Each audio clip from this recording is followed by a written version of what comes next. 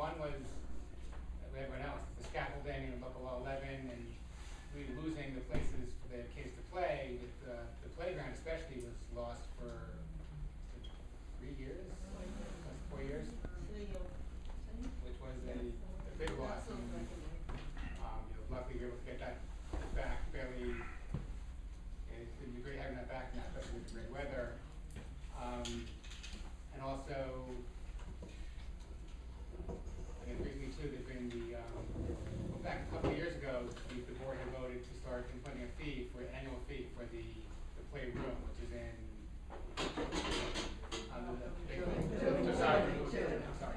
Big Building 2. And so we're working with management now on putting new locks in place, similar to what the gym has with the key fobs. The current lock door is broken, so it's very timely getting that done.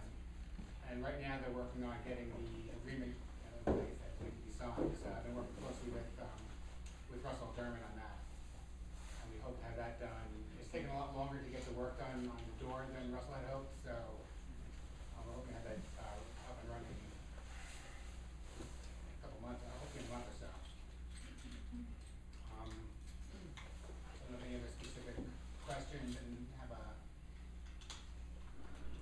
What age groups are in your group? I mean, you get to the older kids, or? I'm involved through the playroom specifically is for 5 and under. I know we also have the game room in Building 5. The family committee will kids of all ages. There's no real age limit or of any sort. But a lot of the activity tends to happen more with the younger kids. Thank you. My question is about the game room in Building 5. That air hockey, which is humongous, hasn't worked in a long time. So can we either get rid of it or fix it or something? I know there was, I can follow up on that, because I know I haven't been as involved with the game room, because it's a little more for there are other people on the maintenance committee who are managing that, but I can check with that and see what the status Thank you. is. Yes, Claudia. I would like to find out if after the closing of the playground for such a long time, is it still alright? So far, it seems all right. I know Larry has talked to me about they do plan on looking at the equipment and making sure that it's still in good working order. We've had no issues so far with anything. And also So it seems good. the gowns, the plates, the other elastic things there, are they still alright? Yeah, they've been fine, and my son's not having just with no problem. So, but we definitely do want to have them inspected. I think we wanted to wait for the work to be done to go in and see. We don't want to have all shut down again to do major repairs right now with the good weather coming. But I know I'll have to talk to Larry and see what the plans are for that. Yes. Yeah, hi. The playroom in Building 2 is the best thing that's happened. I wish it had been around when my daughter was young, but it is now the chief reason for my granddaughters wanting to visit us. I'm delighted with it. It's wonderful. But I noticed that the fee schedule that is proposed can only be prorated on a half-yearly basis. So we would have to, I mean, the visits are occasional. They're not. Yeah, and that is something that I'm still working with Russell on, because I definitely understand that, and I'm trying to see what other ways. That's what we have to do, we'll do it, because, the first thing she says is she has to have to go to the playroom. Right, So- well, I understand So we'll keeping in swallow our place. medicine if we have to, but. Right, no, and I do want to make sure though that it is done fairly as well. Okay, So, and Russell and I are just continue to talk on that. okay. He's been open to that. They're coming at the end of April.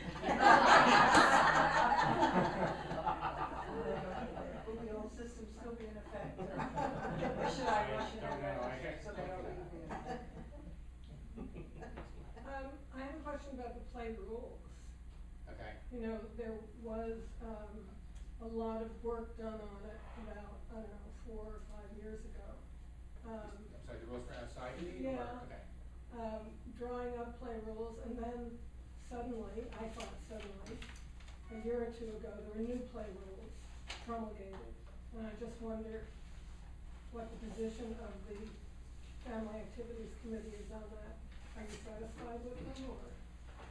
with how they ended up, I mean, I think we were able to get a good negotiation about them. I mean, we would like people to see, a little more openness, I guess, with the bicycles, but we do understand too, the potential safety issues as well. I think right now, the way things are written and the way they're enacted, they're fair.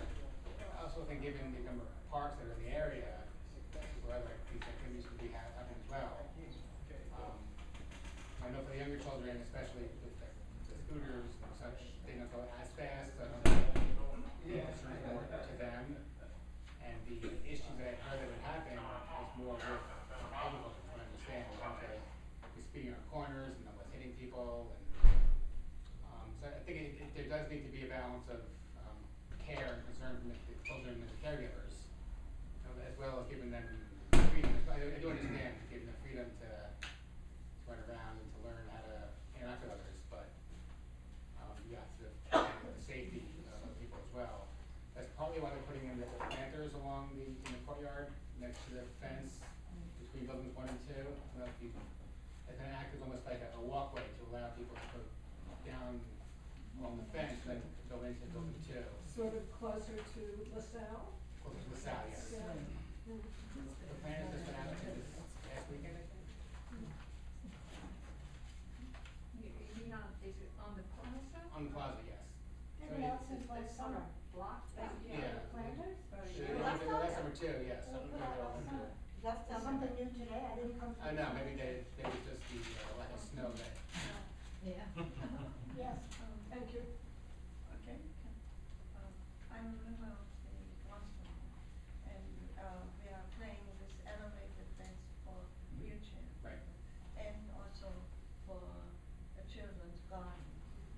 We don't know yet where it will be, but I wonder, I know that there is always a spring planting with the children, and that they are very eager. But if we have a children's garden, are you convinced that the young children can follow that and be interested over the long run to do that? What I've seen, yes, I've seen from what the interest they've shown and the activities that have happened so far, and the horticulturist, Yeah, Rich Cabo. Rich Cabo, he does some great programs as well, and I think if we continue those, we can show interest. I think it's something we just have to continue to build and emphasize. And I mean, I have seen some strong interest from the Well, feedback currently. your son is probably too young to have an interest in that, no? Possibly, yeah, but there are children, older Yeah, children right. that would be, yeah. May I ask how many families you have in your activities committee? We don't have that number, unfortunately. That's never really been kept an accurate number of families and how many children and their ages. Something I'm trying to work on doing, but I'm also sensitive to people, privacy issues, and so I'm trying to figure out the best way to collect that information. But you're looking forward to have the children gardening. Yeah, I am. Sharon and I have been talking about it since last spring, so I'm very much looking forward to it. Thank you. Yes, Tilda? Steve, there is one issue that came up repeatedly with previous children's garden. Great excitement, you're playing, and everybody's away. There is a problem with not winning, problem with not watering, so it doesn't look very attractive. Right. So this is something that really I think we should kind of discuss when you're going ahead, because if there is an issue with somebody taking care of it, watering, maybe you should have plants that are more resistant to drought. Right. And I mean, we need to think about what could work when nobody's around for us. absolutely, and that's something Sharon and I discussed too, actually. In the past, there were a lot of vegetables that were grown, which isn't really good for that area. That's right. And so they're working with the horticulture, the Great Rich, to design what would work in this area and would be good for kids to develop. Have you considered having some plants that will bring in butterflies? I don't know, I can raise There it. are plants that will really get butterflies in, and the kid would love it. I would too. You're still a kid. That's a great design a bug park garden, but it's gonna be more up, so we want the kids to be Okay. involved in it as Yeah. well, and we look forward to it at some point. That'd be what, when the- It'll be up on the other side of the fence, actually, where the bushes and, Okay. it's nothing over there now, so it's sort of an area that, we hope, we've ordered some special plants and stuff with butterflies, and hope it goes well. We certainly want young people involved and helping us. Great. That's great. Thank you, Trevor, Steve. just one more question. Just, get a thumbnail sketch of all the different things the committee's about, like, see you involved with things like music and cooperative planting and so on, so just maybe give you a few more things to note as to the general purview of different things that your committee does. Well, it's, with the Halloween parade, Is that the Halloween parade, Halloween? there's the clothing, toy, book swap, Mhm. that happens. And primarily that, and then, we were managing, access to the playroom, but I will go over to management now with the, to the new key fob and the annual charge. Okay, so in other words, generally things involving families that wanna do things together, which I think are very good. Where I see them planning special things for Halloween where certain activities. I think one time, I don't know if you were involved, they had even someone, a Scotch bagpiper playing tunes. Yeah, Was that part of the, Yes, and I think, Yeah. he was involved with his kids are much older now, so, I mean, the bagpiper Yeah. is a person who lives here? yes. Oh, okay. Timmons, my neighbor, yeah. Okay. We've had one last, I think it was difficult over the past few years because of the construction and when last year we tried to have it, for some of the ones that open for a while. So those we do try to have too.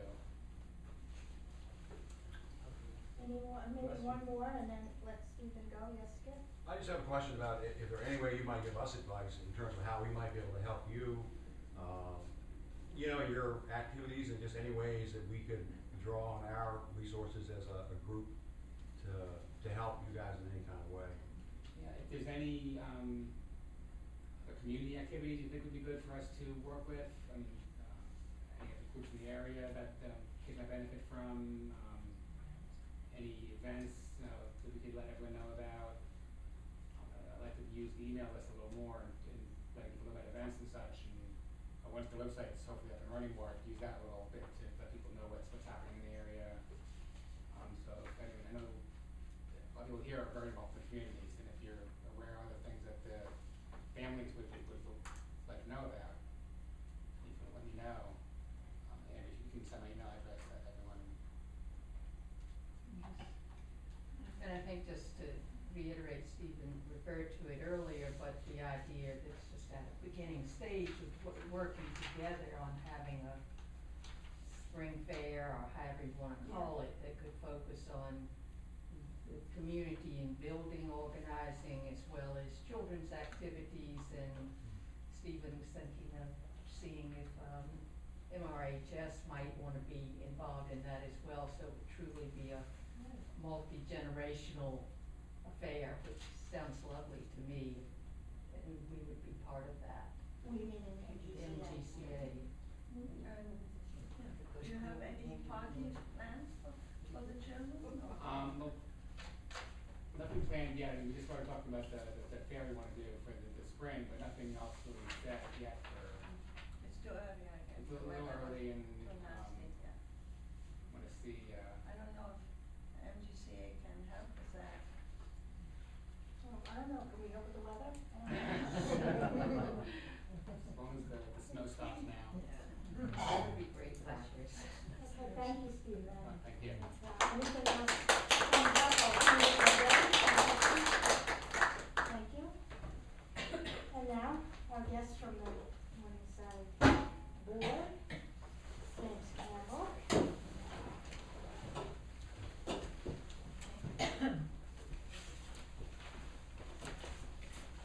Does anyone need have you received a flash report from here?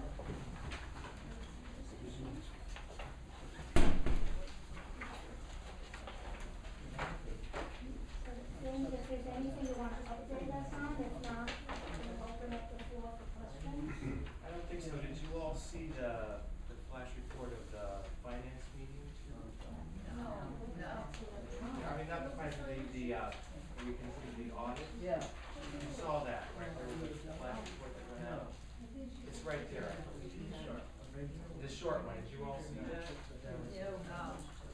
Pass it out. Maybe a copy, please. Just in my phone. The non-delegate.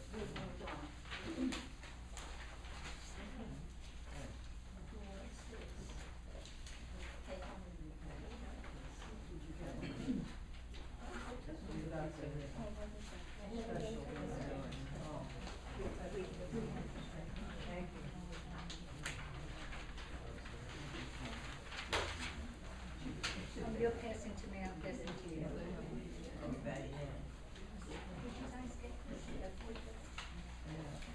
So I don't really have anything else to add. Questions? Okay, so, remember one at a time, one person at a time, ask one question, and then if we have time, allocate 30 minutes to this, then we can go for a second round. So, who has a question? I do. No one else has a question? Joan? Yes, I guess I was concerned in the elections committee report, I understand Barbara's feeling that she doesn't wanna be doing things behind people's back. But it would seem to me that you're innocent until you're proven guilty. And that if the elections committee thinks that some of your, names are invalid, that, before they send you a letter saying you're not gonna be on the ballot, that they ought to check out some of those names and let the person know that they're doing it. So it's not behind their back, 'cause you certainly wouldn't wanna do that. But that was what concerned me, was that, it had all been done before any of the names had been checked, and, turned out that, people's handwriting has just gotten worse. Or something. Joan, do you have a question about that, or is this just? Yeah, why is it that, now, I don't know, maybe you can't answer it because the election committee is, independent. Yeah. But it seems to me that, more or less we follow some of the basic, jurisprudence rules of the United States, and one of them is that you're innocent until you're proven guilty. And so it really troubled me, and, I wondered why that should be. That's the question. That's a big question. Yeah. I can't really speak on behalf of the election committee, but I can speak as a candidate for the board this year. So the instructions that I received were the same ones that Dan received. Yeah. And I understood from the beginning that I should be really careful in collecting my signatures, and I'm sure Dan was as well. I'm not impugning Dan's collection of signatures. And then, because Dan sent this to all of us, I saw the letter that he got from the elections committee, providing a remedy to the situation, which I understand would have been provided to any of us if our signatures didn't quite make it. So I don't want to dismiss the whole thing by saying all's well that ends well, but Dan's name is now on the ballot because he was able to, one or more of those people was able to go to the office in the allotted time and verify their signature. So Dan Lowenstein's name is on the ballot.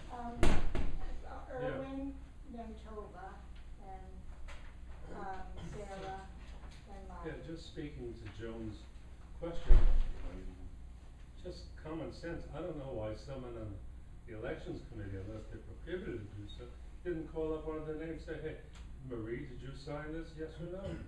End of report. Again, the elections committee, as you know, is an autonomous group, and what I understand from from the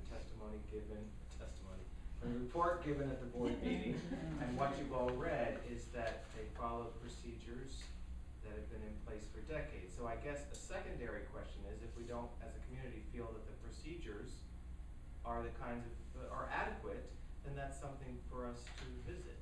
Well, may I ask the elections committee chair, what is the procedure? The simple one would be to, hey, John, did you sign my signature? or No, not? you may not, no. Why not? No, let's Because have we a are public independent. discussion. If Barbara wants to answer it, let Barbara answer the question, let's not have cross dialogue. I believe it's pretty well specified in the bylaws what the rules are. I honestly don't know if it's in the bylaws that you can't, contact someone, but as I understood, the point was they didn't want it to appear that somehow they were interfering, but Barbara, please, you wanna, I will not comment. okay? Right. Okay. The next person who wanted to speak was Joe. Thank you, Barbara.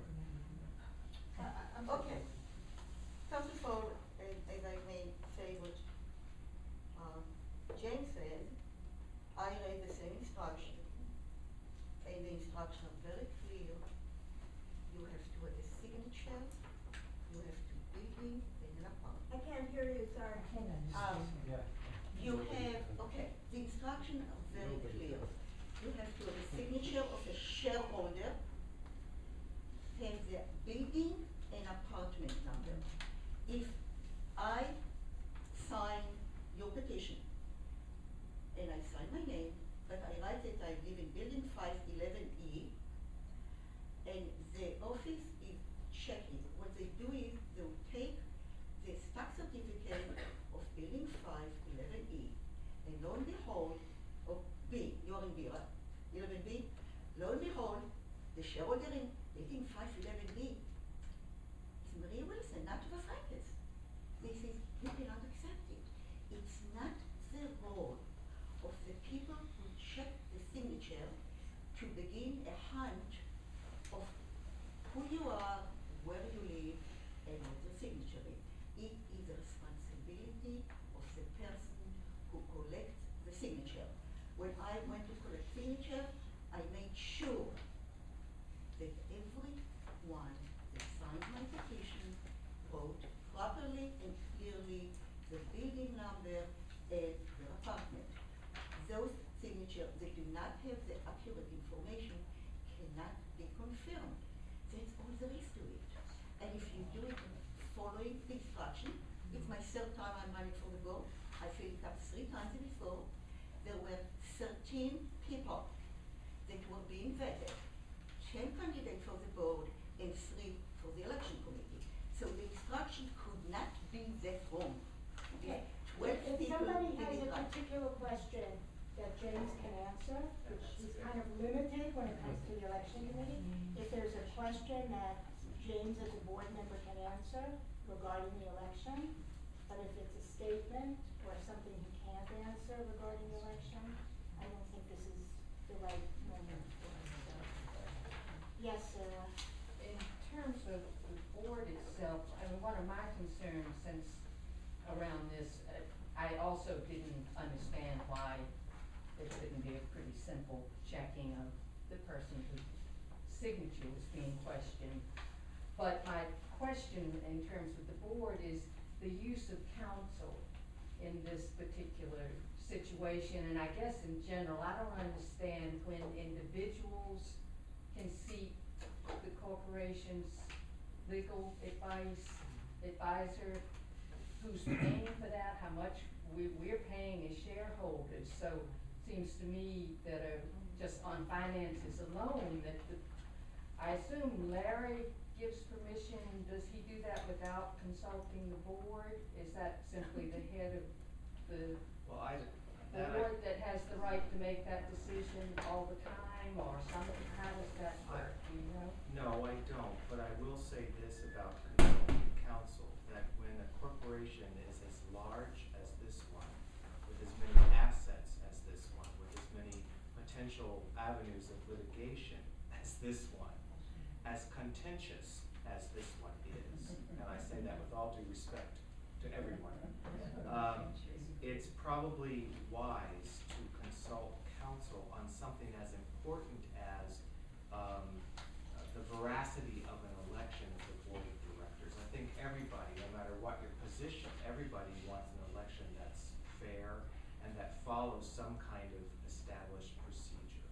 So in that regard, I wasn't asked, but I would have thought, yes, it's a good idea to consult counsel just so that we don't disadvantage an otherwise qualified candidate. So that seemed to me to be a good thing. To seek counsel To rather seek than counsel. just ask the individual, okay. Well, no, I think the individual was asked because Dan shared the letter. No, I with- don't mean the individual running, I mean the signature being questioned. Yeah, well, what I understand about that is that the procedure is that those people go to the office, because it's office staff, it's the management staff that verifies signatures. According to, we may not like the rule, but that's the rule. So if we don't like the rule, then this is a democratic process and we change the rule. But that the office staff looks at signatures and then the people are given an opportunity to come and verify, and at least one of them did, because now Dan's name is on the ballot. So at least one of those people was able to say, yes, that's my signature. And that is, as I understand it, because I sort of had the fear of God put in me about this signature collecting thing, right? Like, you better make sure you have at least 30, because some of them may be disqualified. I mean, I really did understand that as a candidate, that I had to be very careful about that. And there's some other candidates here too, maybe they understood the same thing, that collect them carefully. And I don't think it's fair. I think one of the assumptions people have made is that somehow Dan was trying to cheat. I don't think that's a fair assumption. It's a matter of simply looking at signatures and whether or not they match. And maybe mine wouldn't have matched, or Dan's, or somebody else's. So I don't think it's helpful to get into assigning motivation to the candidate. I don't think that's helpful. Okay, Bobby, you went after Sarah, did you have a question? Yeah, but on a different. No, I think, I didn't see it. Oh, that would be nice. And everyone gets a turn before we go around for second chances, so, Bobby, I personally would welcome another subject, and then, Marie. Well, I don't know if Maria has a question to this. I wanted to make a comment, as others have done. When I was running for the board a couple of years ago, one of my signatures was challenged, and the person who made the signature was really quite upset to discover it. But it turned out that she and I were not wrong, but the records in the office were wrong. She was a shareholder. There had somehow been a slip-up in transferring the information when she was added to the lease. And the personal angst was, of course, very deep because her husband was ill, and she wanted to be very sure that her name. So it became actually a positive as well as a temporarily negative situation. But I don't think we can assume either that someone is doing something illegal intentionally, or that the people who are questioning it are absolutely in the right. We have to wait for the solution. Something to this subject, has a signature to be readable? As I understand, well, I mean, I'm not the elections committee, one more time, but the signature needs to match another official signature, not always on the stock certificate. I understand from Russell that it can be sometimes a more official recent signature. But it needs to match. And also, there were some sort of errors in apartment numbers. Those also need to match. So the building number, the apartment number, and the signature need to bear some reasonable resemblance to an official signature. And I know that my own signature has changed. How I sign the stock certificate and how I sign today is not the same. I know that. I think it's actually mentioned in the flash report that shareholders are encouraged to update their signature of record in the management office. this is acknowledging that people's signatures change over time, so if the only signed document you have on record in the office is quite old, it's a wise thing to have on record a new signature. That's not, Signatures. Madam Chair. yes, they Yes. do. Okay, so let's, I think, I mean, I hear your point, which I think is a valid one, if it should be addressed at some point, the way elections are run. I don't think this is the time right now for any elections. I think right now my understanding is that the candidates have been ascertained, have been presented, and, I don't think there's anything we can discuss now that will change that. So, my thought is we could move on to other topics. Well, let's have everyone gets a chance, including me, and then, yes. This is a completely different topic. Yes. On page 1, at the Yeah. bottom, it says sanitation solution. Yes, a building 4 question. That's a building 4 question. And I'm quite concerned about this because it says board approval. And we had met, building 4 representatives of the building association had met with Russell and gave some input on the design he shared with us. And we were under the impression that no design had yet been approved by the board, that it was still in flux. So I'm asking, there is a final design that's the be-all and the end-all? No, No? not as far as, unless I'm misspeaking, no, I don't believe so. There were some designs, there was one design, but the suggestions that the building 4 officers made, which I'll leave unsaid at the moment, which were really good ones, I think were well received by the board. So I don't think it's a done deal. I think there is one design that we're focused on, but it's not closed. It's not a closed thing. So this notion of a trellis, among other things, is still, I think it was received positively. Especially since I look out, I live in the sea line, I look out over the garbage, so I'm very concerned about what I look at every day. Let's see, anyone else have a question? I want to answer my question too, Lottie, and then we can go around again. Any other questions for this first round? My question, yes, I'm sorry. I'm just looking at the bottom of page 7. I'm just looking at the board member motion. The board of directors reminds shareholders that they should not yield to any pressure or coercion to vote for any particular candidate. I don't follow that motion. How would pressure or coercion be exerted? We Well, I vote didn't privately, or we. I didn't bring the Was there motion. discussion, but I didn't do it. Yeah, I didn't bring the motion, Mike did. I did support the motion, but not everybody on the board did.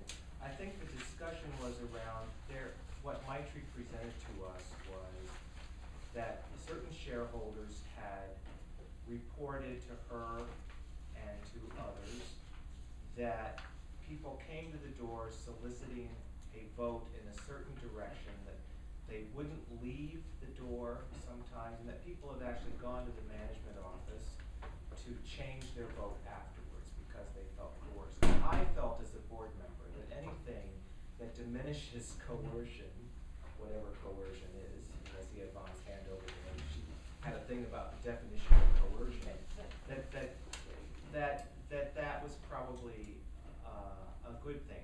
I wasn't sure, even though I voted for it, how much good it does for the board to pass such a motion.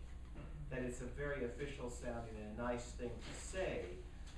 And I was also concerned, although my concerns were alleviated in the discussion, that campaigning and coercion are not the same thing, right? So one can campaign very vigorously, but respectfully, right? Yes, Yvonne? Yeah, I just wanted to point out that, a good question, and I voted against it, and on page 8, I stated why. Because one man's coercion is another man's campaigning. And you cannot without any kind of definition of what coercion, is, how can you prove that somebody is being coerced? And so I had said that, there's, and in fact, there is, I looked for some kind of definition, and there is no consensus, legal or otherwise, on what constitutes coercion. And for it to be effective, it would be necessary to delineate the acts, tactics, and behavior that define pressure or coercion. So it didn't make sense to me to vote for it, unless we have some sort of definition. And some of us voted against it, not too many, but some of us did. You too. Okay, before we go to the second round, I would like to ask a question pertaining to the flash report. Does someone else have a first round question before? I'm trying to be respectful. Anyone else? If not, I'll go, be the last to the first round I just question. wanted to comment about this. Okay, you'll have a chance after I ask my question, we can come back to the topic. James, my question had to do with, I just wanted to better understand, the grounds committee presented plans for phase 3, which is building 6 Brandon, and the board approved it as capital expenses. This is page 7 at the top of the page. And then below it says the items below are managerial discretion and not part of the aforementioned sum. So my takeaway from that is that it's an operational expense, not a capital expense, that's distinguishing. But the fact that it's managerial discretion, I understand that the manager can approve things up to a certain amount. But is this then just general operational expenses? Does it get flagged or charged to the grounds, or how does that work when it's said that it's managerial discretion? I don't know the answer to that, sorry. And now, I guess my question is for anything that the manager brings to the table, you know, that's at the manager's discretion, how does that get, you know, on which line, budget line does it get charged to? Yeah. I was curious about that. I'll inquire about that. Okay, so for the second round, Tova. Okay, let me start with the question you just asked. There are guidelines of what is capital expense and what is operational No, I expense. understand that, Tova. So if you're printing an annual, it's operation. If you're printing a tree, it's capital. Now, I'm going back to the issue of coercion. So supposedly, people were coerced to vote one way and then came and changed the ballot. That means that when we arrange the ballots, okay, let me start by saying, I have been counting, observing ballots for 4 consecutive years now. So if someone changed the ballot, we will get, if you change your ballot, so we will have 2 envelopes of Andrea Brecker, 11A, Building 2, of 2 different dates. The earlier date will be discarded and the more recent one will be kept. I cannot remember coming across double voting. That suggests to me that there couldn't have been lots of people coerced changing ballots. Because I've sat on 4 elections as an observer, counting, comparing any aspect of it. And I do not remember having double ballots. Okay, Madeline and Marty has. May I say one more thing about there was a question about the president approving the election committee chair calling council. This is a long-standing tradition. I remember that there was a case where the election committee chair expenses of phone were above and beyond anything anybody could think of. As president, I know it, and I followed it. Because this is a legal issue, it's an important issue. The president never asks the chair of the committee, what does the chair need it for? If the chair of the election committee requests to make a phone call, it's automatically granted. Because it's an important issue, the board cannot get involved. Yes, Madeline. I wanna make 2 comments about the the motion in question about coercion. I believe that the purpose of the motion was not to accomplish something specific, but to bring an awareness to an issue that people felt was there. And this is not just a morning, I've heard this in other co-ops, and it's where people actually go to people's apartments who may be somewhat infirm, maybe not altogether concerned about the election, and actually take the ballots, fill them out themselves, and deposit them. I'm not saying anybody ever did that in this co-op, but it is not unheard of. And so I think that the purpose of the motion was just to alert people that they should be responsible for filling out their own ballot and making sure that the person who takes it, if they're unable to leave their house or they don't want to walk down to the management office, that the person who takes it is taking a sealed ballot that they approve of. Yes, Lottie? I have also a personal reaction to Mike Singh's motion, and it is quite a contentious motion, and I react personally to it because I am campaigning, and I feel that the motion restricts my campaigning for fear I could coerce somebody. This is a restriction of campaigning which I don't agree with, and my agreement is very strong and emotional. It was brought with the intent to restrict campaigning. Well, I don't think that motion says that, Lottie, but, you know. Well, the way it was phrased in the board meeting, I assure you it was, okay?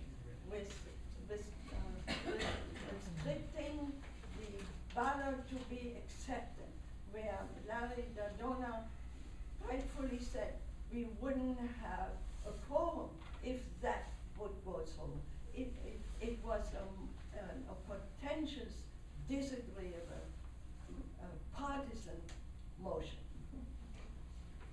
It wouldn't be the first time, yes. Well, I just have to, carry on. I mean, we live in a democracy, and democracies are always contentious. And I think it's, some people have one point of view, some have another. And in the end, we all vote. And then if that's in the end, what's going to decide how our democracy works. And we all have different opinions about, I'm coercing you or whatever, but nevertheless, in the end, whoever wins gets the most votes, and that's our system. As bad as it may be, we're lucky we live in a state where we're able to do this. So. Any other questions? Yes, John. Well, I don't want to put you on the spot, James. No, go ahead. But, I read Mr. Lowenstein's paper that he put under my door, and I would consider that a form of coercion. Because he's basically asking for sympathy that he doesn't deserve. So if that's the case, and I feel that way, with this motion on, that's been passed by the board, what can I do about it? Point of order, Madam Chair, may I introduce a motion that we move on to another topic to the obvious? No, you can't, because I've asked a legitimate question, and I don't think that's fair. I was asking the chair. I beg to differ. Okay. I would say if James wants to answer that as a member of the board. I'm simply asking if you have an issue like this, what can you do about it? I think the consensus of the board was, if I remember correctly, that person should report that to security or management if they feel coerced by anybody. Thank you very much. Any other questions? Yes, Bernie. 3 questions, if I should give you all 3, there's nothing Come complicated. on. Well, I just want to, just about the rental of the Dwayne Reed space. First we were told Yes. that it was that's a, my question. the whole thing was gonna be rented. Then they said only a portion of it was gonna be rented. And then the last report was that the whole space is gonna be rented. Now I must parse what's an open and closed session. So Well, let me think for a what was second. in the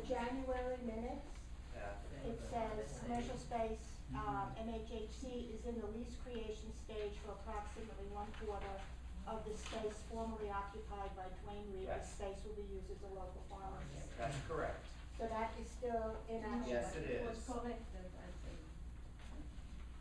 That's still there. Because when I asked the question to Jerry Wolbert, who was here at the, March meeting, when I asked him if that was still, an active negotiation, he said the whole space is up for for negotiation, so it was unclear.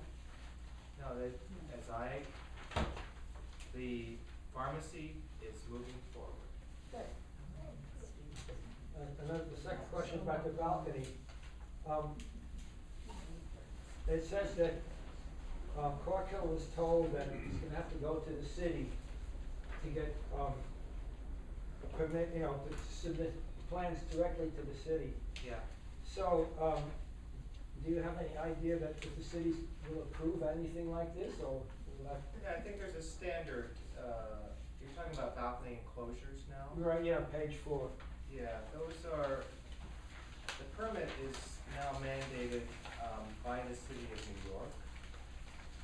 And I think, as far as I know, balcony enclosures continue to be erected, it's just we have to have proper permits now from the city. So the city I think is- it was precipitated by someone falling to her death on the east side.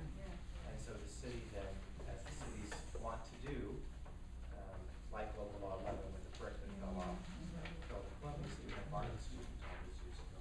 The city has made new rules, and we're following those rules. Because the Cork Hill seems to be comfortable with that, or, okay. And then the last thing, it says the closing of Indian PowerPoint. So, is that something that will happen or already happened? Gee, I don't know. Because I was just talking about this with another board member. We were talking about it, but I've not been able to, maybe one of you can verify whether or not Indian Point is actually closing. Hi, we talked about it in the finance committee, and we did say that it was told to us by Russell that it was gonna be closed, but I looked into it because I thought this must be bigger news, and I think we might have misinterpreted it as if they're temporarily closing it down. It's gonna raise the prices for electricity because it's a big producer. I don't think it's permanently closed, but That's what that's the the result is the same for the time being. It is, and it's a massive increase in the cost of energy, and we can expect that to continue to go up. The management now is being very proactive in seeking ways to reduce consumption so that we can weather the storm. Barbara, did you have? I have a question, that it said, I couldn't believe it, that the electricity rate will go up to 87%. And then it said something, I don't know, is this or the latest flash report, but it wasn't correlated to usage. Well, how do I understand that? I don't remember that. I know that the basic kilowatt hour is going to increase significantly. So if your usage stays the same, your price is still, your cost is still gonna go way up if it's increased like that.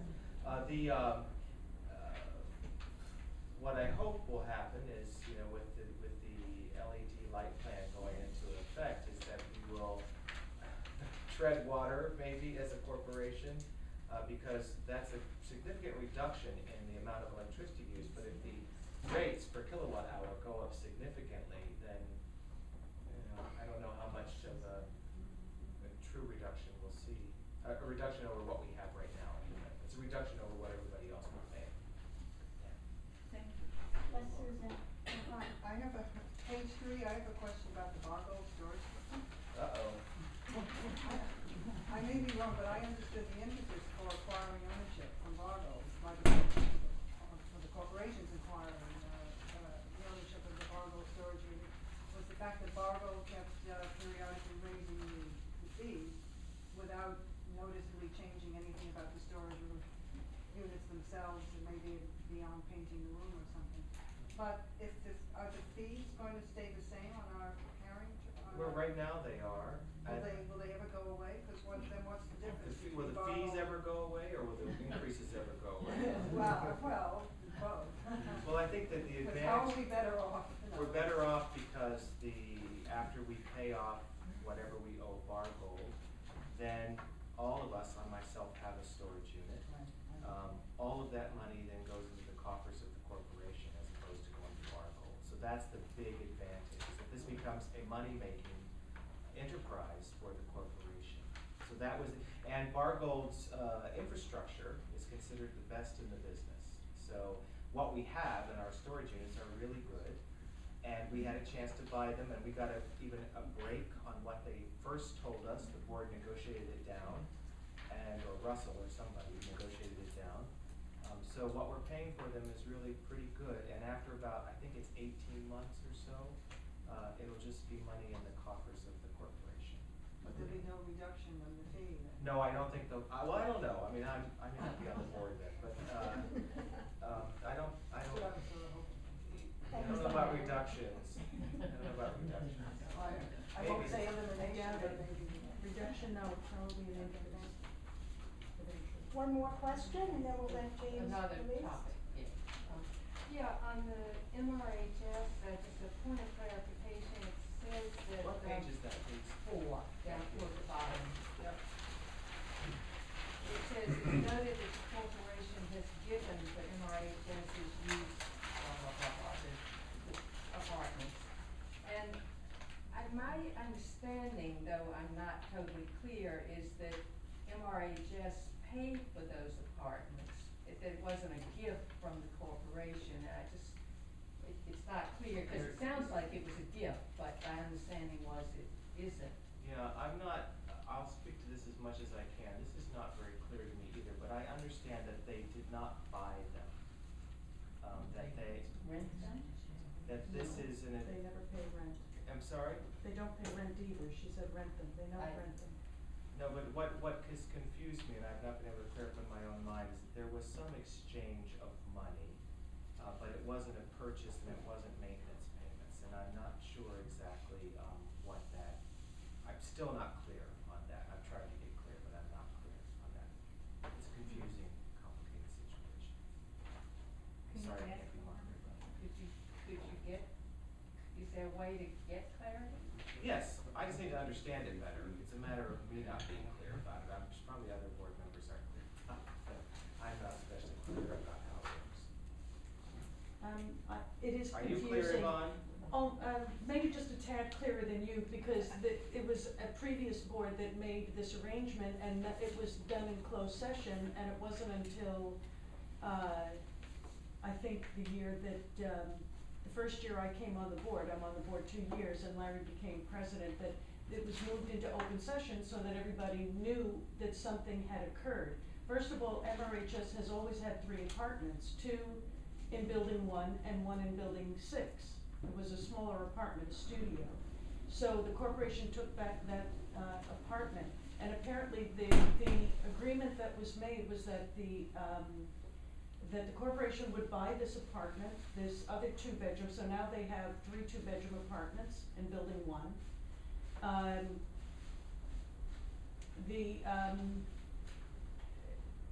The MRHS made a contribution, which in lieu of buying it or in lieu of paying rent, I think it was, how much was it, $275,000, which will be paid over 30 years, which amounts to very little being paid over 30 years. But that was a contribution that they made, and there may have been a particular reason why they may have actually, MRHS made the contribution? made a contribution, but the corporation bought the apartment. And they have use of the 3 apartments, and have always had use of the 3 apartments without paying maintenance. Okay, thank you, James.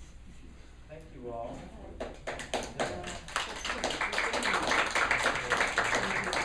I'm on jury duty, so have pity on me, then I'm working at night to try to catch up with everything, and so then I'm doing this. Thank you all for being so patient. Thank you. Thank you, Andrea. Thank you. Okay, next on the agenda is approval of the minutes from last month's meeting. I sent it out again, another draft. I had a few comments that were given to me, which are in here. And I want to note that I think it was Joy from Building 1 who asked the question, not here tonight. she asked last month, she had a concern about the middle path, that it's very dark, and she asked about saying that it's a safety issue, particularly with people with limited vision. Jerry Wolber, who was here, said it would be looked into. I did send an email to Russell on Monday about this, and I asked if he could provide, you know, what if anything was being done, so I could tell you at the meeting, but so far I haven't heard from him. So I'll follow up with him. I think I saw them working on those lights up there just now. In the middle path? Middle path, the one next to the playground? Yeah. They're on, there's lights there. Okay, so That there's seems, more that lights seems than like there Nick, had yeah, been? Nick was working on it Okay. today. So Nick maybe just that's let what now, she he worked until now. Yeah, cause I went by the other day during the daylight, and it didn't look to me like anything new was there, and that's when I wrote to Russell. But that's good to know, cause it was dark. Obviously, this is temporary till Yes. we have our spectacular light. Okay, we'll read out the names of people who were delegates or alternates that night. Do you have approval or not? Marie Woodson? Yes? Ernie? Yes. Edith? Kevin Bradley's not here. Marianne Butler Mills? Skip? Yeah. Danny's not here. Madeline Kraft? Marie Ledoux? Irvin? Yes. Lottie? Did you add the, Yes, I did. Yes. Barbara, William Yes. Henry, and Linda. Yes. Okay, minutes are approved. Okay, now next is to talk about, who can talk about what's going on in your building. In particular, what we talked about at the last meeting is that, some people spoke about revitalizing, trying to get the building, the strength of the buildings. So I know some people were, talked about making some efforts and doing some things. So, who wants to speak first to this, if they have something to add, or activities that are happening?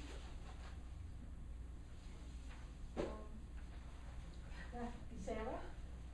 Well, in building two, I have taken some initiative in working with also other people as a small committee of sorts that includes Marie, Madeline, Skip, and I. That's it, right? Yeah, we got together to talk about how might we strengthen building organization, and so I've begun that process in two, partially by talking to the current delegates, or sending emails, and I know Susan has responded, Lottie has responded. I've gotten some positive feedback of sort of basically, I took it as you have our blessings, go ahead, do whatever you can do, and good luck to you. But that, nevertheless, that was helpful to just know that I was doing that in cooperation with the current delegates, and our objective is ultimately to have an election. Part of that process would be hopefully to have this outdoor spring affair that would be for everyone, but would be a place that was referred to with the family activities chair. But would be a place that we could talk about building organization, who's interested in participating, et cetera, and build toward an election, and basically build toward participation on whatever level people want to. So I hope that will move forward. Hope it will move forward in all buildings. I can only slightly speak to building two. Marie, Madeline, anything you? Skip? Yeah, we had a building meeting, building four, it was poorly attended. I put up an agenda saying that the items were gonna be talking about the area around our building, because the sidewalk bridging is down, and we're very happy about that. And then 2 days later, our officers, Madeline, who's a delegate, and myself, and Barbara O'Farrell, who's the secretary, met with Russell, and it was a very positive, very productive meeting. And we agreed with, and he agreed with us on many of the things that were concern of us. Now, when we saw the plan, we now have those 3 bins out there that James referred to, And when we were told initially that they were gonna be moved over to Amsterdam Avenue, that's not gonna happen. When we saw the plan, we see 5 bins instead of the 3, and we were a bit shocked at that. But anyway, after talking to Russell, it has to be that way, and if there's gonna be nice plantings and a nice brick wall around and arborvitae planted, and it's gonna look fine, but we're still gonna have 5 bins. And what they want to do, they feel they have to do, is to get a second bin for the black bag garbage. These are 30 cubic yard bins. And I said to Russell, he said, well, from the one, they do have an overflow of black bags. And I said, well, why is this happening? And he said, it's really just between Thanksgiving and the end of the year when there are holidays. And I said, but that's about food scraps. People are preparing more food for their guests and their family and so forth. What we have to do to prevent the purchase of a new 11 cubic yard, 30 cubic yard bin, we have to increase composting. And he said, I'm gonna talk to Skip about that. and so I'm gonna send him an email and ask him how that's moving, because that's the sensible thing to do. And that would mean that outside the B apartments, there'd be only 2 bins for them to look at instead of 3. Okay, that's our work in now in building 4. Skip, do you have something you want to tell about building? I could do more on building 3, or are we going by buildings that we're doing? Yeah. We had a meeting, it was a very productive meeting, I enjoyed it very much, we had dinner together, it was a great time. But in terms of coming up with, beyond what Sarah has said in many ways, is to try to reach out and find people who are interested in their buildings that don't have active organizations. We would like to do everything we can to encourage that. I guess our belief, and I don't think it's really different from anybody else here, is that this is vital to the integrity or the life of this group, is to have active building organizations, because that's really the heart and soul of what this group has always been, and try to any way we can to help that process. We're all volunteers to help do that any way we can. Building 5 has enjoyed a period of good community. We are now facing reality that there aren't a lot of people who are willing to do anything besides their own personal responsibilities, and that's understandable. But I think one of the factors that causes people to turn off on participation is contention that inevitably develops, as we've already pointed out, in democratic organizations. So that I think it's very important that we do our very best to have a respectful and understanding attitude in all of our public sessions, to realize that we are never all going to agree on everything, that it is my firm belief that everybody involved in leadership or participation has what they consider to be the best interests of this community at heart. And we have to attribute to them the best motives, so that it's extremely important that when we are unhappy with some situation, we've got to relieve our emotions with our friends, but that we keep that amongst our friends and try to do what we can, not to sweep things under the carpet, but to do all that we can to promote a sense of respect for everyone who lives here, understanding that people will have different opinions, and that we hold them in the most respectful and agreeable way we can. Here, here. Yes, And I think that this year, MGCA has taken a giant step. I think that our chair and our other officers have really worked very hard to make this respectful and make it a place that people want to come to. And that's the only reason why I'm here, because I wasn't going to come anymore because it was so awful and contentious. So I I mean, it's with real sadness that, I know that Amandia feels that she's done her bit, and she certainly has, but she's done such a wonderful job.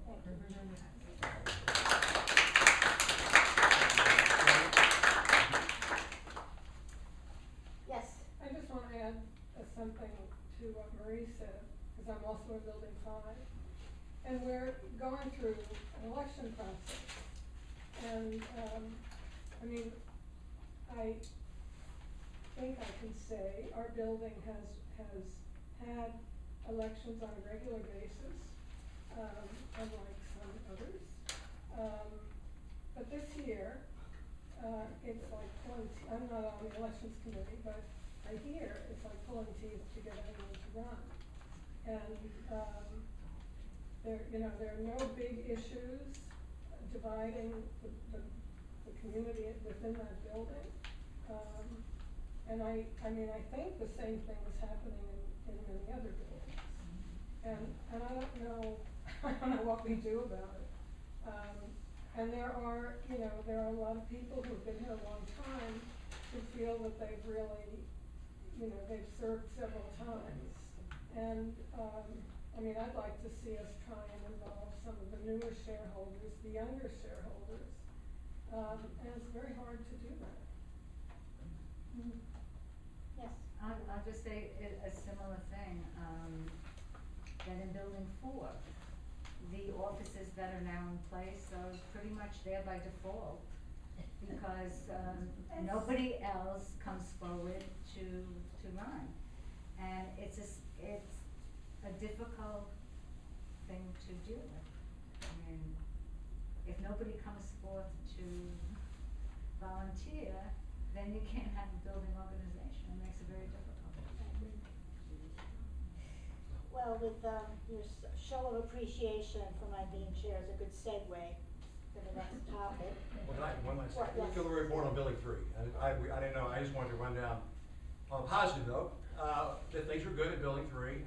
We've done, I think, 6 newsletters up and down, and people might comment on that. I'm the editor of it, my wife and I, but again, that's been one way to kind of revive interest kind of living in one building. We very often have stories about people who are new to our building, people who passed away, obituary, but still nevertheless celebrating those people who are here and part of our community, and others who in some way we've had stories about, new building chair, floor chairs, reports about them.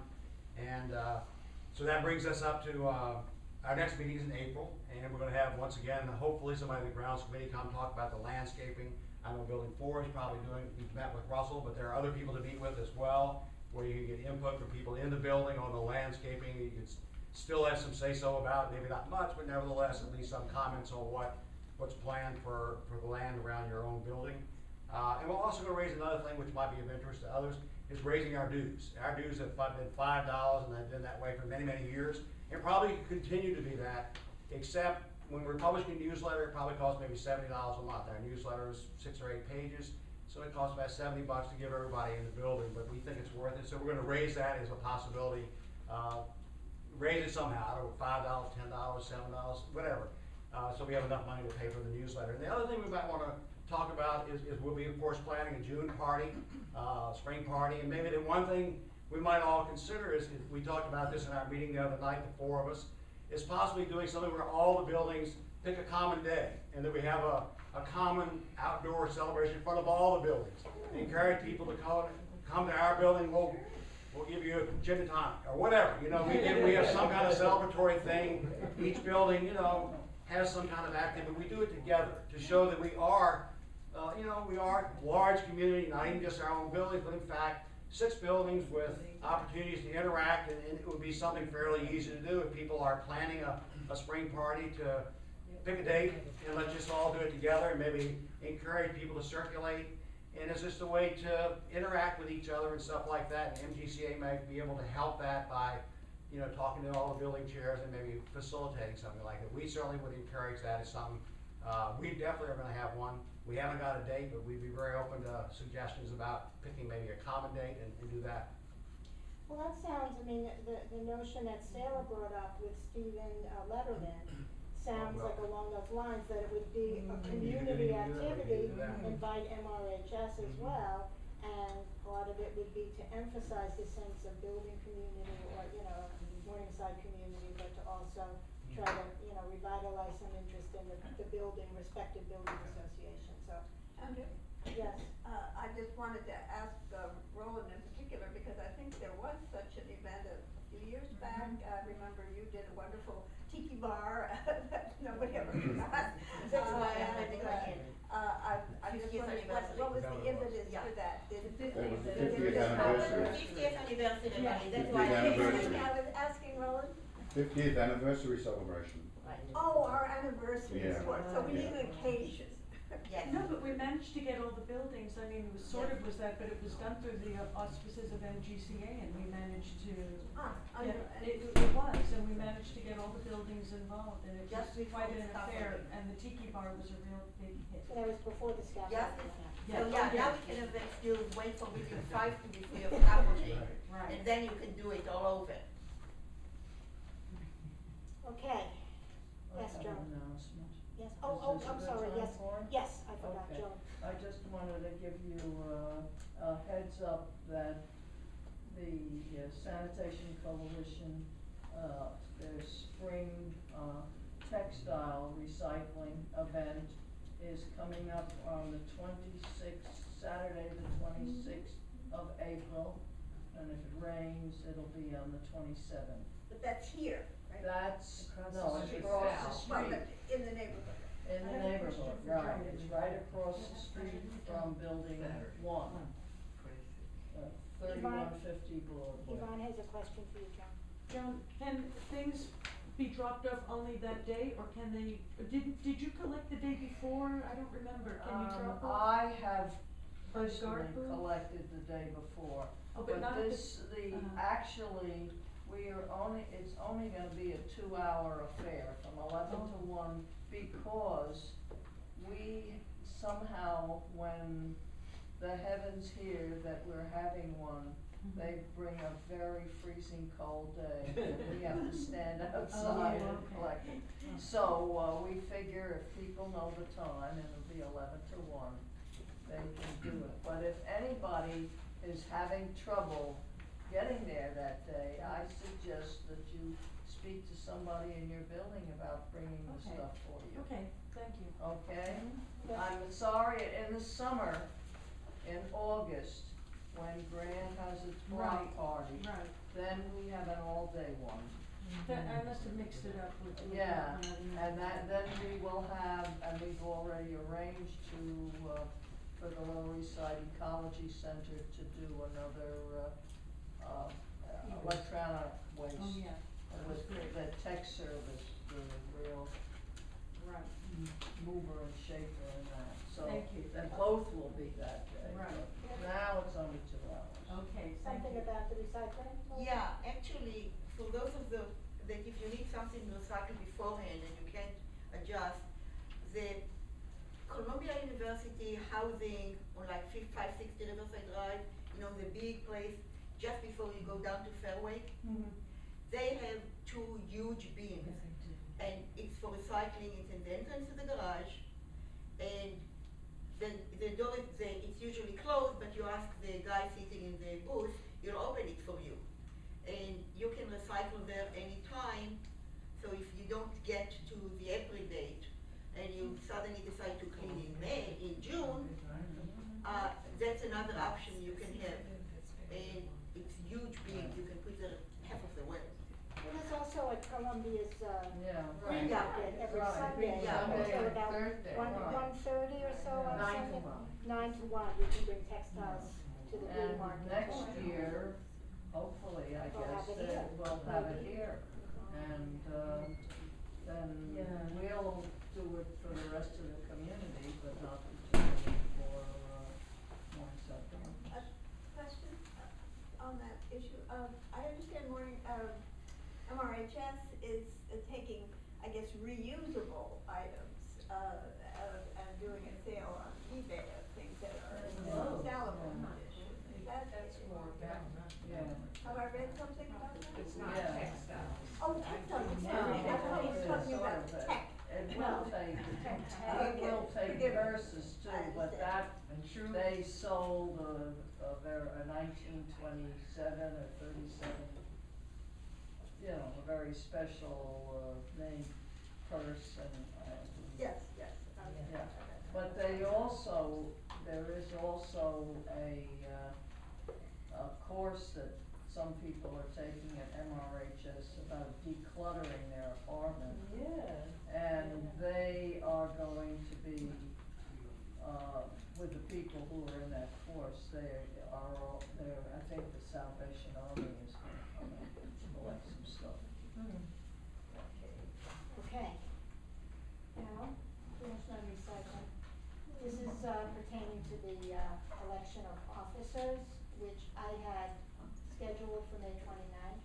And I did that with the thought that, in my mind, because of all the activity from now through May 13th, it's gonna be all about the board election. We'll meet the candidates meeting in April. Candidates will be going around talking to people, flyers will be distributed and so forth. No coercion, but just campaigning. And I, you know, with my thinking is, you know, I wouldn't want people to be, if there's flyers about an election, you know, it's better to be after the board election. But, and I had in an email that I sent, I think it was earlier this week, noting that the 29th was against the bylaws, which says that the officer election should take place prior to the May regular meeting for MGCA.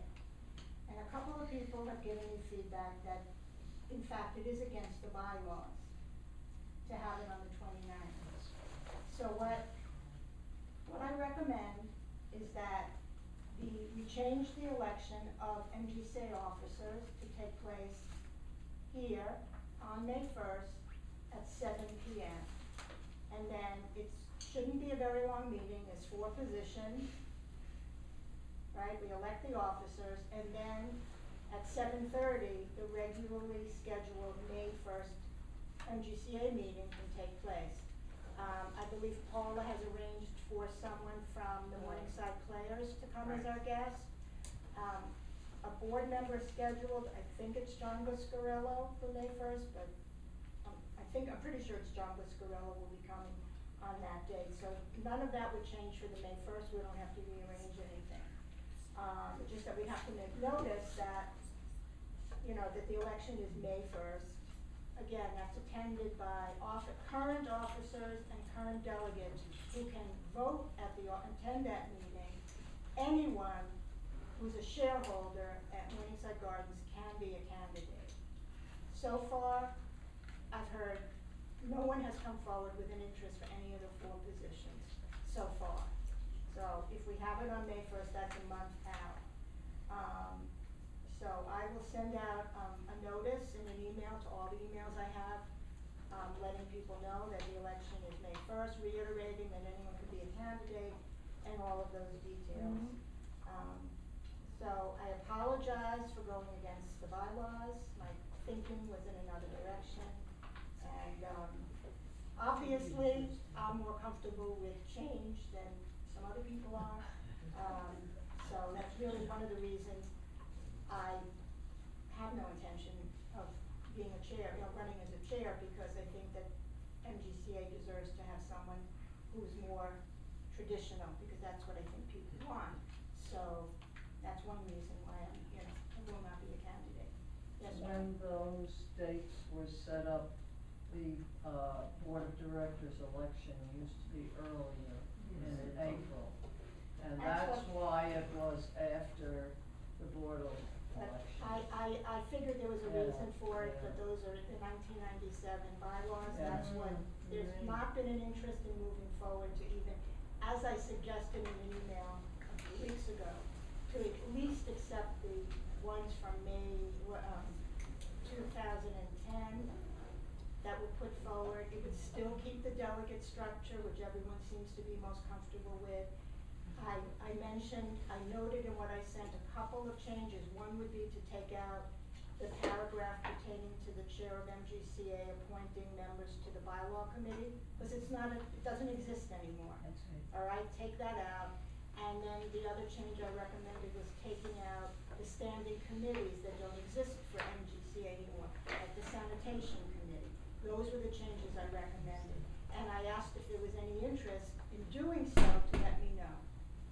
Zero, zip, that's what I heard. So I've always had the, you know, when I put information out there, I don't wanna be the decider, it's everyone else.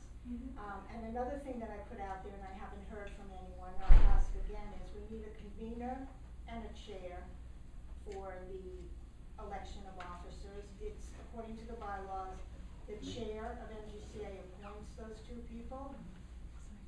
It's my role, but I had said I'd like suggestions. I mean, I can certainly do it, but if people have suggestions or wanna volunteer, if you're not a delegate or officer, to let me know.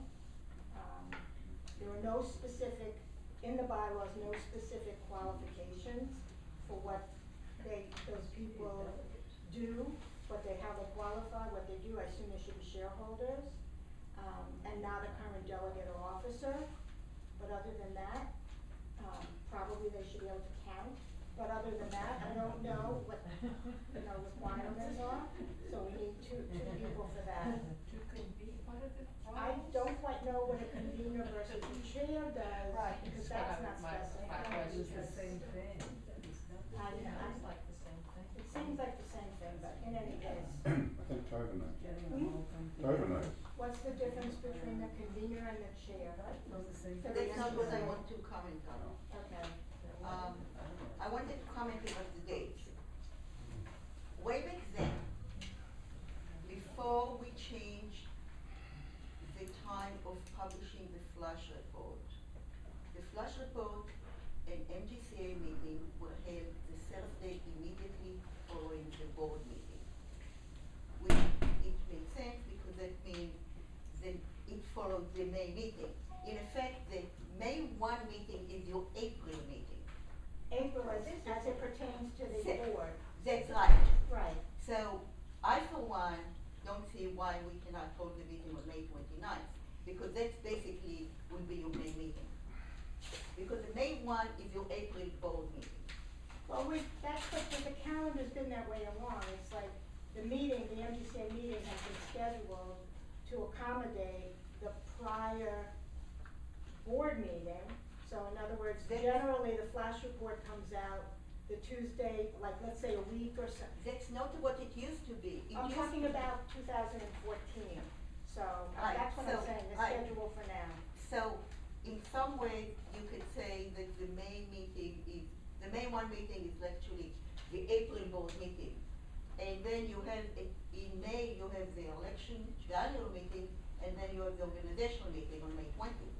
So if you hold a meeting on May 29, you are holding it after the organizational meeting, you are still in May, and then you take the election in May, away from meet the candidate and annual meeting. That's what I'm suggesting, that's all. The thing is, though, like this meeting in April is really, according to the way you described it, is the February meeting, or the March meeting. The March meeting, yeah. I scheduled, not that I'll be chair at the point, but I did schedule the room for Thursday, June 5th. So if anyone, whoever is chair, chooses to hold a meeting, which would then be, let's say, reflecting the May board meeting, that's on the calendar for someone, for the next chair to schedule. There's a June 5th reservation for this room, 7:30 to 9:30. Just says MGCA meeting, 7:30 to 9:30. So I'm most comfortable, quite honestly, sticking to the May 1st date for the election. Okay. So it would mean that whoever is elected would chair that meeting. I could, as the chair, I'll be issuing the agenda, making sure it's clear that, to everyone in the community that the election takes place at 7, the meeting to follow. It would just have for the May meeting, the board, the guest visitor from Morningside Players and the board, but, the specifics beyond that to be determined by the new chair. In the 5 minutes between meetings, I don't know, the new chair. Well, it could be like, plan for the meeting You that's know. happening 1 minute after being Well, it could be an open elected. discussion or whatever, but to accommodate what's, you know, No, stick to the the outgoing bylaws. chair makes the minutes and they don't We share it have on our the hands meeting. up. Yes, yes, Maria. It has always been a great puzzle to me about how you could call a meeting that's in April, the February meeting, and a meeting that's in June, the May meeting. I think for clarity's sake, if none other, that we go ahead with the schedule that we have. You've arranged with the speaker that we have the May meeting with the election before. We've done that at least once before that I can remember total, once we did it right after the meeting. But if you set it up that way, it makes sense to simple-minded people like me. I don't see any reason for waiting until the end of May, when people are starting to go away. So having our June meeting at the beginning of June and our May meeting at the beginning of May makes ultimate sense to me. Forgive me for my stupidity. Well, that's Other fine. question? John and then, Marie. I'm curious, because I have a letter here to the Board of Directors dated 2011 that was signed by several delegates. It says, "We do not recognize results of the 2011 election of officers and withdraw from participation in and support of MGCA until the following conditions are met." And then, of course, there's a long list here of conditions. Now, I've been following this since 2011, and I've come to the conclusion that none of these conditions have been met. And yet there was an election held when you were appointed chair and when everyone at the table was appointed to their respective positions, and no one objected. And now, of course, for some odd reason, there was a great deal of objection when Mrs. Francis was the chair.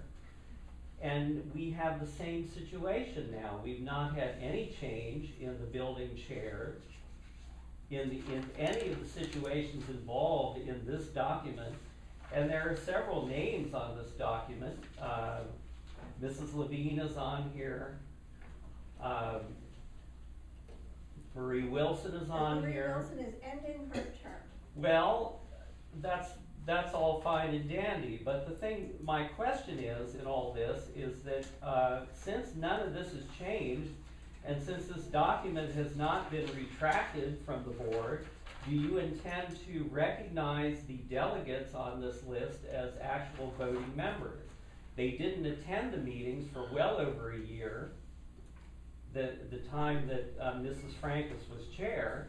They only started, some of them only started attending the meetings after you became chair, and some of them only attend as observers and not as delegates. I'm speaking of Mrs. Levine here. She does not sign in as a delegate.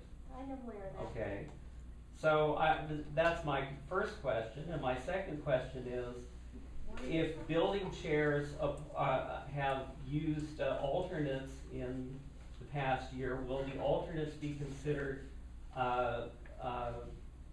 eligible to vote? According to the bylaws, yes. Okay. Okay, may I answer? Yes. I hope this helps, but the way I read the election thing, the chair and the convener are the same person. Oh, so there only one person? I thought, because last year at the election, there were two people.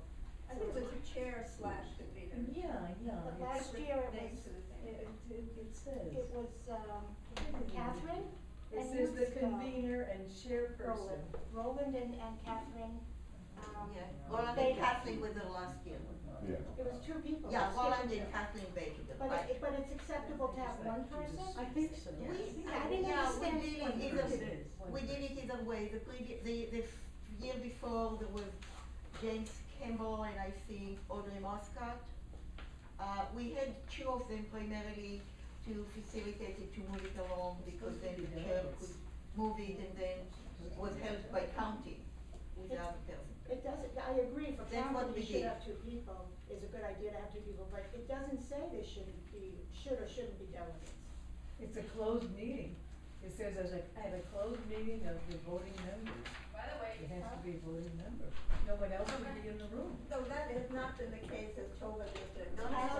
The convener and the chair are not member of, Right. are neither delegate They're nor not chair. delegates, They are not voting Right. member of the They're family. either delegates or. I didn't think so, it's Yeah, not very you're right. specific, but, Yeah. okay. Yeah, but they've never been member of family. Well, I think it should be 2 people, so the vote counting is double checked. It was just easier, it went faster. You know, so the role is basically, there's, one person can run the meeting, so to speak, but 2 people should be counting the ballots.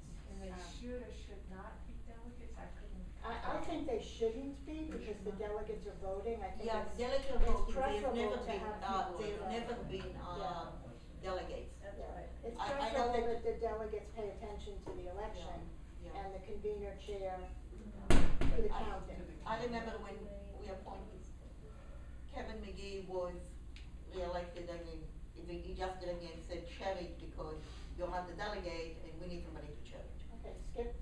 Well, I just like to say, unfortunately, even though there are all these issues about who can vote and how to do it and stuff like that, John, we're glad to see you back, because we haven't seen you in a long time, so welcome back. I know, actually, it's only been 3 meetings, but Is that right? that's not a long time. I just haven't seen your face in quite some time, so it's great to see you.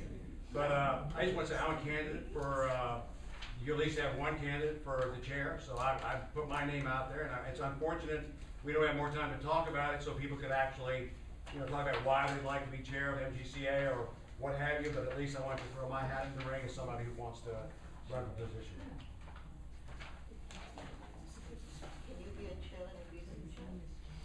You'd have to resign your What chair. are resign, you have to resign. We have co-chairs. No, you have to resign as chair. Just as a point of information, John, I've been keeping the attendance, and you haven't been here since the September meeting, which is 6 meetings. Oh, well, thank you for that update. I really appreciate it. I'm sure you do. Anything else? I move that the meeting be adjourned. Can I ask a question on the other business? Yes, other business, yes, go Okay, ahead. I'd like to find out if somebody is here who can explain what the subway is doing, how long that the whole thing is lasting, what they are doing, why. 2015. It'll end in 2015. That's the end, projected end for the subway work is 2015. What are they doing? They're They're fixing a lot of repairs and the track work. Remember a year ago in the summer, there was a derailment? It was. There was a derailment right here in front of the Manhattan School of Music. So that's one thing, but there's a whole, I could find out, I know I have the information, I could get it for you. But 2015 is the projected end date. And that means that the local won't stop? No, it stops. No. On occasional weekends when they do work, they don't have it on a Saturday and Sunday. But that's just an occasional weekend. But other than that, it runs. It runs, yes, but it doesn't stop.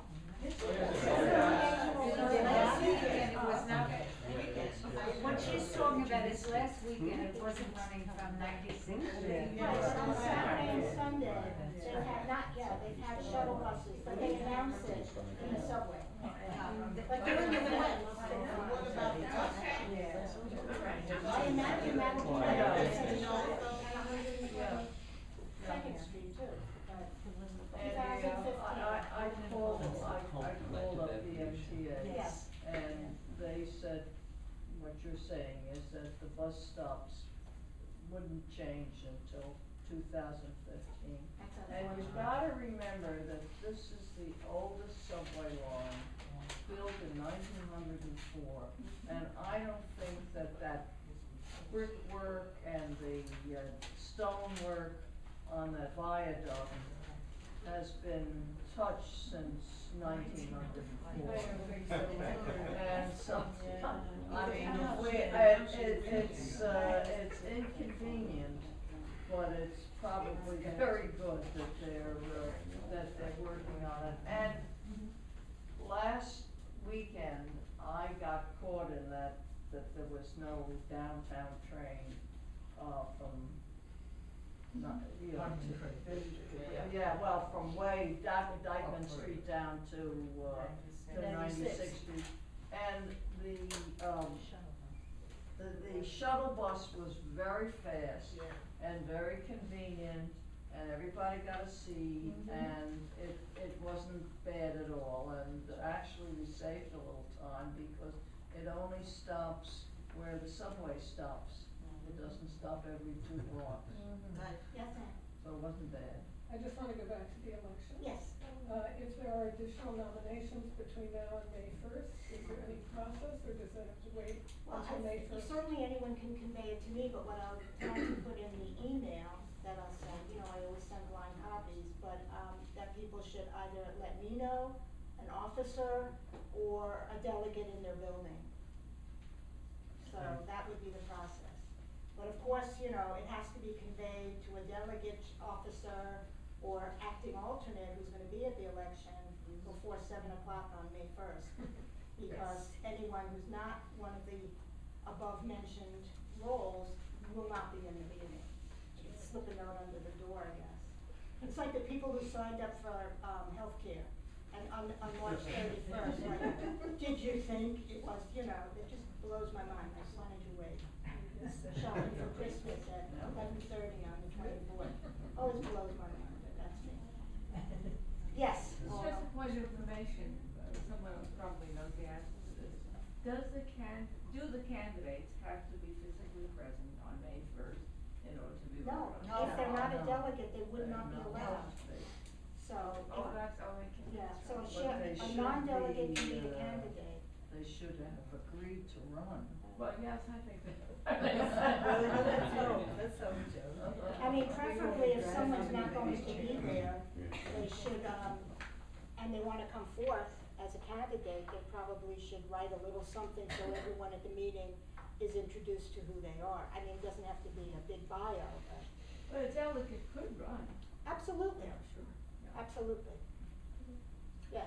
A question on voting delegates, for the buildings that haven't had elections and they've had some alternate person coming for years or months, that person just automatically votes even though they've never been elected and. That's according to the bylaws. It's a bylaw. So you can just be an eternal alternate. I mean, that's what I pointed out, that to me, that the bylaw, the way I think the bylaw was written, the spirit of the bylaw, although it's debatable, I think the spirit of the bylaw was that an alternate would serve as an occasional replacement. So a delegate is elected, and if a delegate has another engagement or can't make it, is ill, whatever, they That's the appoint spirit. an alternate. When Building 2 had its election 2 years ago, the election included electing alternates. So in the case of Building 2, at least those candidates were part of the election. So it wasn't just, you know, another neighbor, but, you know, I don't know that other buildings have it that way. And unless the bylaws change, there isn't anything to restrict that an alternate who's not elected can vote, where, as I pointed out in my note, someone who's come to the meeting who's not a delegate, who comes to the meetings continually but is not a delegate, can't vote. To me, this doesn't make sense, but I've talked enough about why I think it doesn't make sense, but that's So it. maybe bylaw revision can be high on the agenda for next time. Yes, and then let's Nobody probably runs need to with- appoint an ad hoc committee. What happens if nobody runs? It's the same way I became chair, nobody ran and I became chair. I know, but then there are no other offices, it's just a chair? You know, before, then, I don't know if Bernie wants to be, he could be secretary, he could run for another 2 terms. If Edith wants to be treasurer, if Marie wants to be vice chair for 2 more years, they're certainly free to do that. No, I understand that. Or I Bernie just- could be if they chair. don't. Edith could be chair, Marie could run for chair. My question is if no one runs. Then as far as the bylaws, then it's an MGC until there's a special election or the next year's election. That's You normal. have to stay in the. I understand that you asked for people to come and be in the bylaws committee. Did you get any answer? 2 people came forward, Skip and Sarah Eggleston.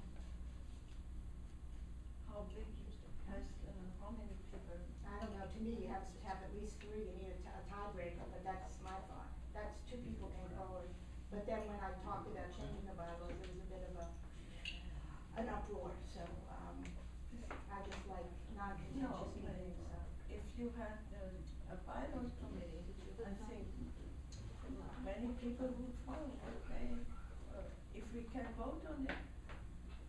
Well, that's up to the Because next you chair to mentioned appoint a that bylaw committee. the new chair has to be more traditional. I don't believe quite in that. We I'm- follow the bylaws. Well, that's what I meant by Okay. tradition, you know. Okay, thank you. Thank you. Thank you.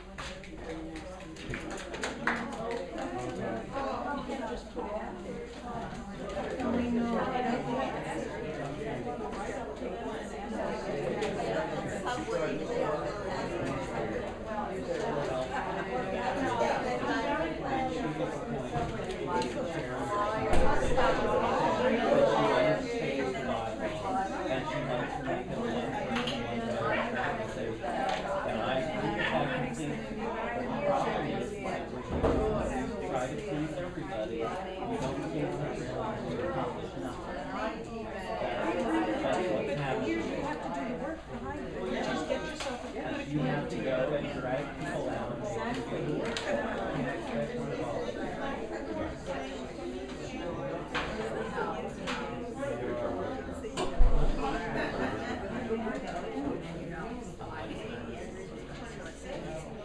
By the way, there were refreshments on, and you're welcome to bring them the next time. I don't know, I think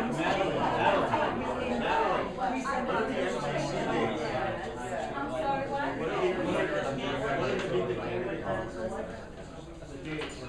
On the next MGCA? Look on the calendar. Oh, MGCA,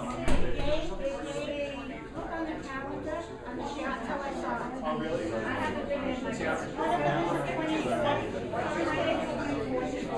That's Sunday and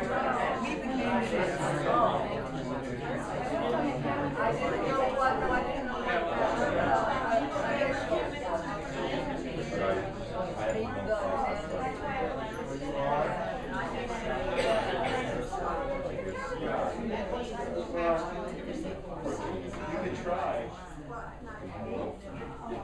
Hi there, how are you? How are you? Your family here? Just left.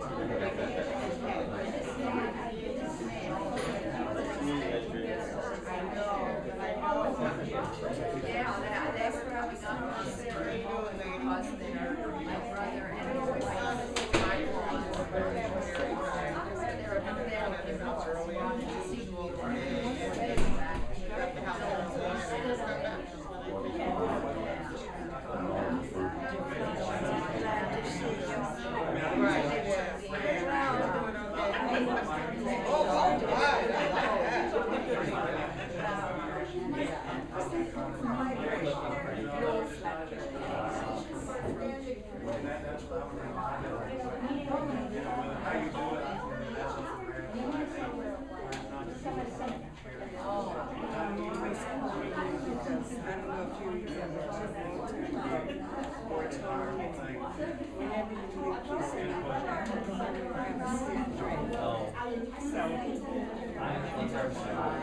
Yeah, I think that's a good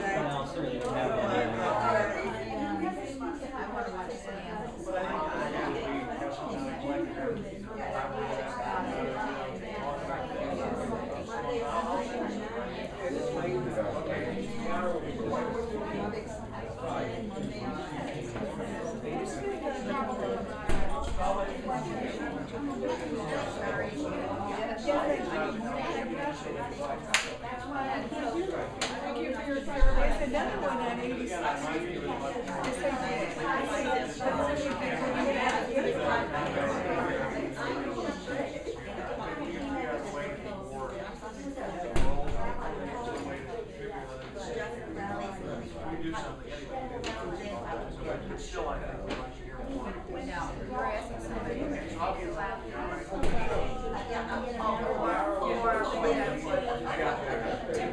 What can I say?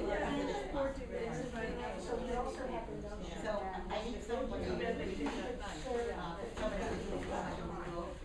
So what work is I just need someone. Obviously, they don't think So you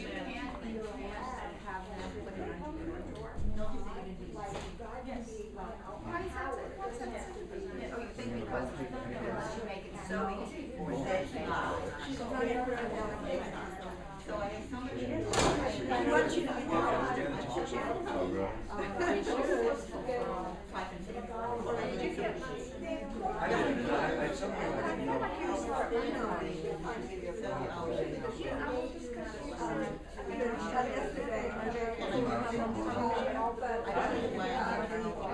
Oh, I'll be there for the election.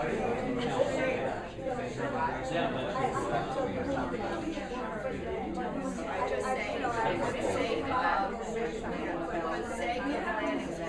I guess I didn't see it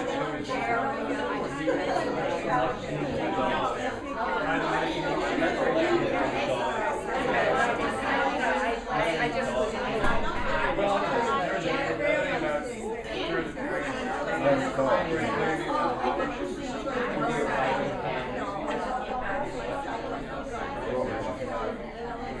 she's well, just in front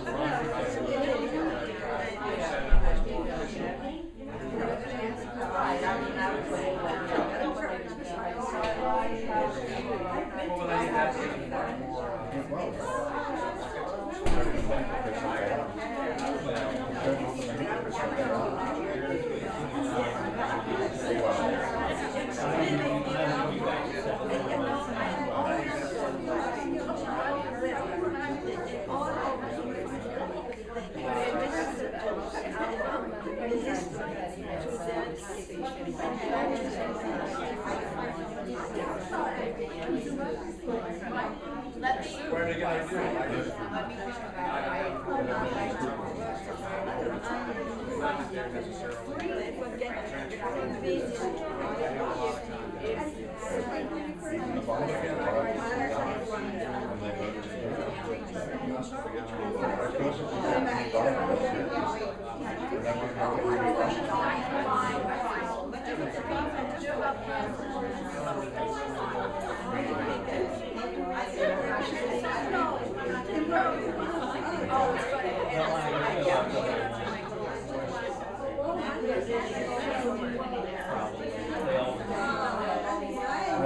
You have to go to a cheap straight line.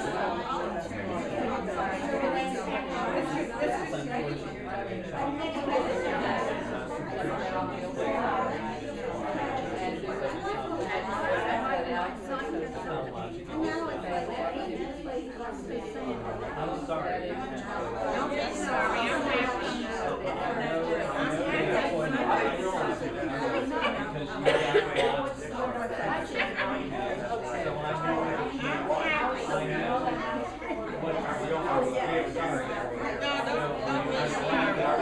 Don't be sorry, because if I had nothing to work my brain, I would be in another house. I had to have something to do. I had to have something to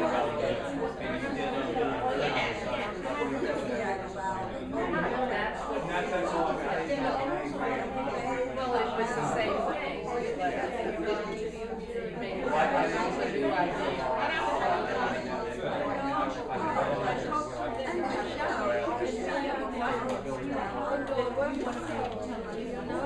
Yeah, I've seen it. I was like looking together.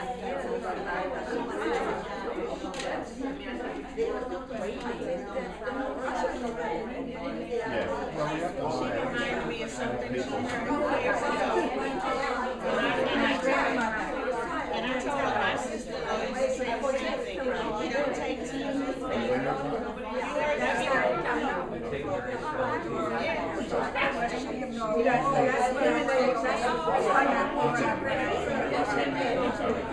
I didn't know anybody else used that. My grandmother used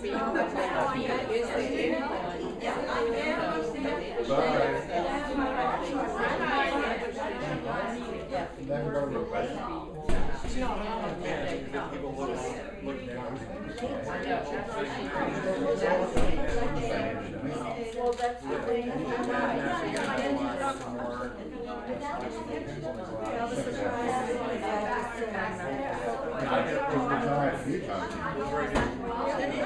Once he told me when he was retiring, and he said that was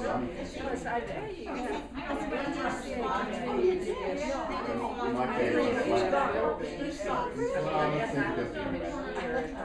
You didn't have any money up. I didn't even know that. I'll show you what I told you.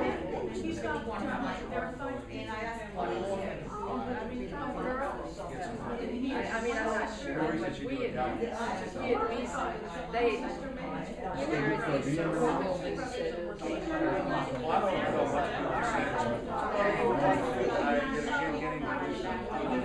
But if they, that's I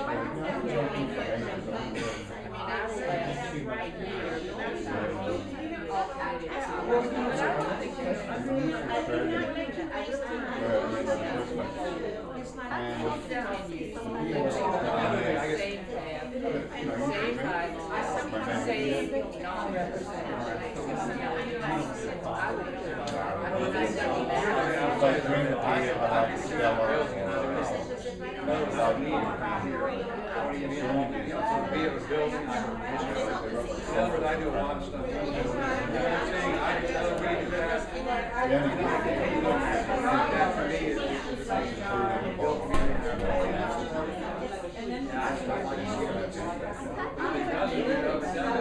I know that our building still has we have some, so I can so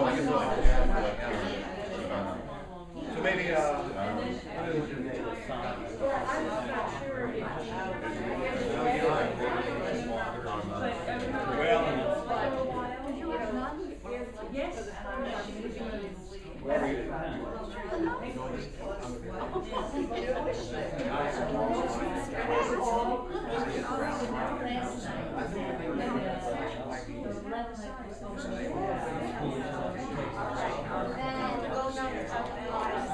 that's one thing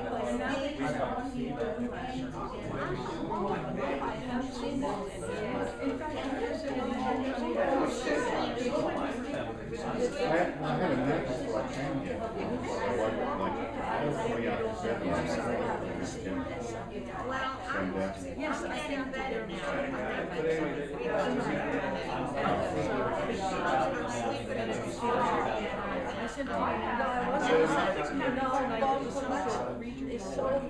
we could meet if you shop out there.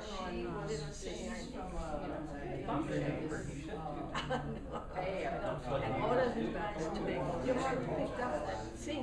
Oh, no, I wanted to go. Oh, now, the Maybe I'll come over. I mean, I'm okay, good, you know, I mean, I'm not, okay, but they had two.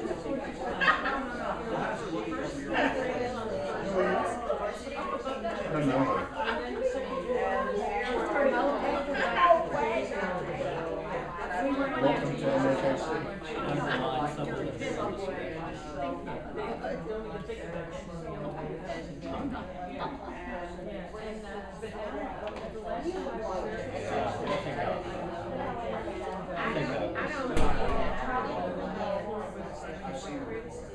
What? Oh, I was never here. Okay, I have to go now. Yeah, I'm interested in that.